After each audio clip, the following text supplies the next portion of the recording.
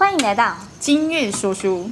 今天呢，说书的内容是史上最粘稠的妖精。粘稠，害我现在想洗澡了。不是粘在身上，是粘在你的嘴巴里。嘴巴，那这样听起来像是食物，麻吉吗？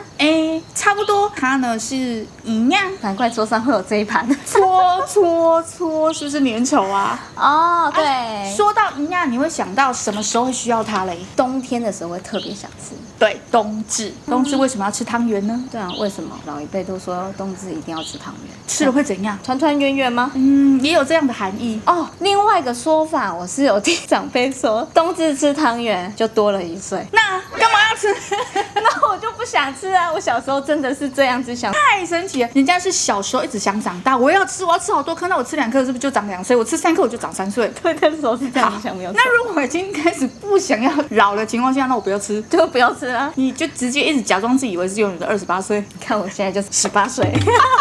啊，冬至的由来有3个传说哦，这么多。对，所以呢，你们喜欢哪个传说自己选择哈。第一个传说呢，其实呢，它的由来是因为在汉朝的时候，最强大的外患就是北方匈奴。那匈奴呢有2大部族最强大，第一个部族他们是浑族，第二个部族他们是顿族。当时人民就饱受这样的烽火战乱啊，然后就是一直打仗啊，所以他们气匈奴气到牙痒痒的，干脆把浑族和豚族把它变成混沌，取其音。只要在冬天到的时候，我们就吃馄饨，希望能够早日平息战乱，是这样的由来。所以馄饨也等于是当时的汤圆。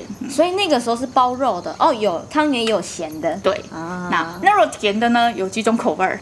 以前的话是2种，哪2种？就是花生跟芝麻有包馅的，正常来讲是这样。但是现在很多种甜汤圆。甜汤圆哦，甜汤圆就是花生啊。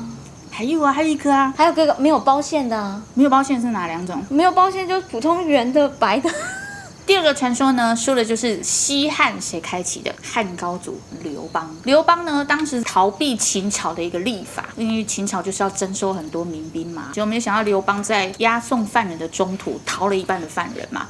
然后他就想说，既然我都到不了那个地方了，干脆我们就就地解散。那所有的人都逃到山里面去嘛。那没有东西可以吃，大家都饿得要死。因为呢，原本还以为他们在山上还可以自给自足，这么多人嘛，结果没有想到他们刚好逃到一个完全没有任何资源的山上，所以就在那里躲到最后，所有的兄弟都快饿死了。本来还想说大哥跟着你有饭吃，怎么知道跟着上去之后呢，啥都没得吃。但是那个时候呢，刘邦在逃难的过程和押送犯人的过程，他永远都会身边会跟了一只狗狗叫小黄，但是他从以前在家乡里面在配线的时候就一直跟着他的一只宠物。那个小黄对他非常的忠心，他去到哪他就跟到哪，所以他们逃难到山上的时候也是跟到那儿。结果到最后所有的兄弟都饿到不行了，全部通通都已经饿到快要叛乱了。这时候呢，就有人开始想要把存粮剩下那一堆饼啊、面粉之类的食物，本来只是存粮压着，就开始偷偷在私底下想要分赃，之后赶快绕跑。这时候为了不让大家背叛刘邦，刘邦最好的生死兄弟樊哙就说好，我来解决。然后刘邦那时候还不知道，只是因为其他的这个好兄弟们就一直很生气这件事情，就是开始抱怨，然后他们自己私底下做这样的开会。没有想到樊哙还真的带了好大一锅的肉啊，好香啊，所有人疯狂吃起来。哇，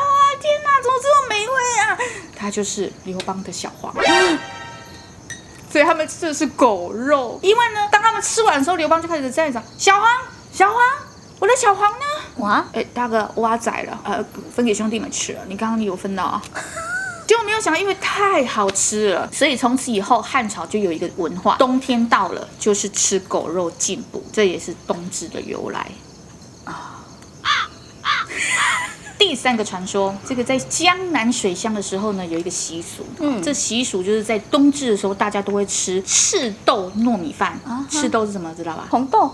这是红豆糯米饭。为什么会有这个习俗呢？相传呢，就是在很久以前，有一位共工氏的人，他的儿子作恶多端，结果呢，死在冬至那一天。死了之后，居然还继续作恶，成为一个异鬼。异鬼就是疫情那个疫，所以呢，他会传病，也就是说，他会让你们生疫疫病啊这样的异鬼，继续的危害所有的人。大家都知道，异鬼最怕的就是赤豆，就是啥都。所以呢，大家都会在冬至的时候呢，一定就会吃赤豆糯米饭。那这就是红豆汤圆的来源，驱邪、驱鬼跟祛病，这就是第3个传说。那为什么呢？每一个人的汤圆都有红色跟白色。这个红色呢，有的人做成桃红色，对，粉红色，反正就是深的那种红色系就可以。好，为什么会有这个颜色的原因呢？其实是因为有很多人当时呢，就是为了想要求子。求子哦，大家都知道银鸭浆这个汤圆金呢，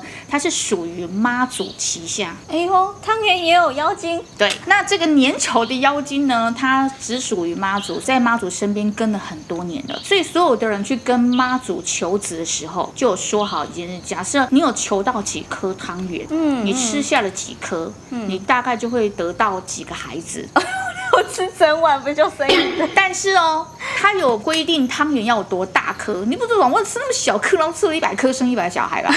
就导致所有的富人，他们其实根本就没办法吃到这么多颗，他们还会在拜拜的时候啊，求妈祖的啊，银鸭家给我多少小孩的时候啊，结果就吃了1颗之后，趁他不注意，赶快吐出来，头都粘在那个桌子下，那个供桌下这样。所以呢，他就那一颗被偷粘，那一颗就变成银鸭家，哎，化成妖精是。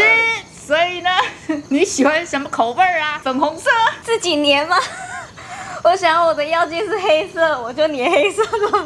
黑色是什么？芝麻口味是吧？我比较喜欢吃花生，花生口味。那时候就开始流传，大家世世代代吃汤圆就代表团圆，对，阖家平安，求子求孙，然后又可以消灾解厄、驱鬼祛病。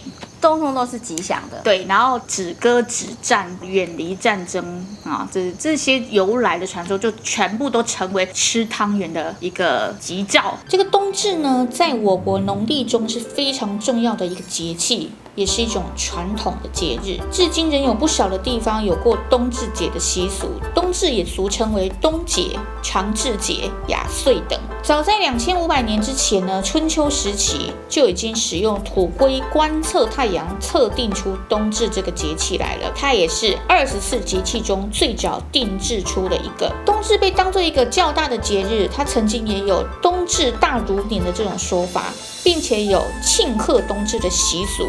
汉书中曾经说，冬至阳气起，君道长，故贺。人们认为过了冬至，白昼一天比一天还要长，阳气回升，是一个节气循环的开始，也是一个吉日，应该庆贺。晋书上也有记载，魏晋冬至日，受万国及百僚称贺，说明古代对冬至日的重视。冬至过节原生于汉代，盛于唐宋，也相沿至今甚至人们认为冬至是阴阳两气的自然转化，是上天赐予的福气。汉朝以冬至为冬节，官府要举行祝贺仪式，称为贺冬，例行放假。后汉书也有记载说，冬至前后，君子安身静体，百官爵士不听政，则集成而后省事。所以这一天呢，朝廷上下都要放假，要休息，军队也要待命，边塞也要闭关，商旅也要停业，亲朋各自以美食相赠，互相拜访，欢乐的过一个安身体静的节日。台湾常会